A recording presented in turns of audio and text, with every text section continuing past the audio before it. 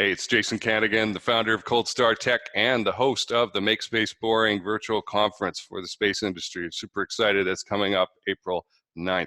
I'm doing these quick introduction videos, profile videos with my speakers, and I'm really excited to have here all the way from Germany. He's originally from America, Joseph Paris from the Operational Excellence Society. Thanks for being here.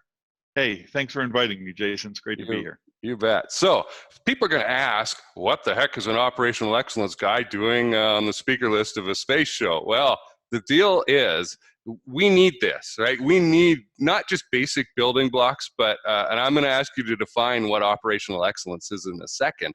We need this as fuel for making these companies, these new space companies, the best that they can be. Because if we're just out there trying to develop technical capabilities, we're going to fall down on our faces, right? We have to execute well, and we have to do something else, which comes out of this definition. So let's define operational excellence. Well, to me, Jason, operational excellence is about getting an organization to work better as an organization. It involves the continuous and deliberate improvement of company performance, whatever the company performance might be. Sometimes it's profits, sometimes it's investment, but overall, is it aligned in pursuing its strategies, and also improving the circumstances of the people that work there. Ultimately, the ultimate goal is to become a higher performing organization. And you might be wondering, what does this have to do with the, space programs and aerospace in general? Well, you think about systems thinking. There's a lot of brain power in putting something that inherently shouldn't be in the air all the mass and all the weight. And how do all of these people come together with all their individual designs and make it the system work? And so that's really what it's all about. Not just as a company, but down to the project itself. How do we make all of these things work? How do we do it efficiently? How do we do it effectively? How do we work better as a team? Right. And folks, I'm an operations management trained guy. I was a factory manager when I was 25, had 150 people working for me. This is not just about what I was taught operational excellence was in school back in the mid-90s, okay? This is not just about processes and efficiency. This is strategic level stuff.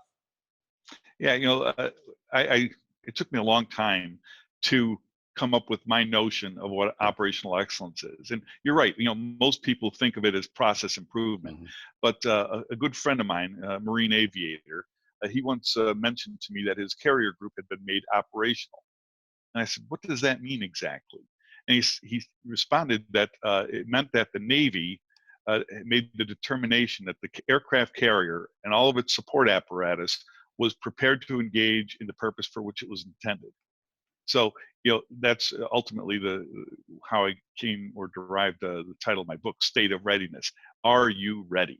Is your organization, operational? Is it a high-performing team? Right on. So this is what your topic is going to be, and so what are registrants, attendees of the event going to come away with having heard this stuff from you?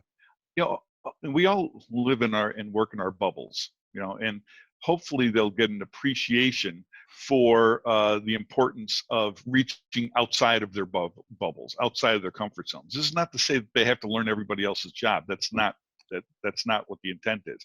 What they have to be able to do is recognize that they can reach out across the aisle and engage with others outside of their normal departments to get things done faster, to collaborate. Right.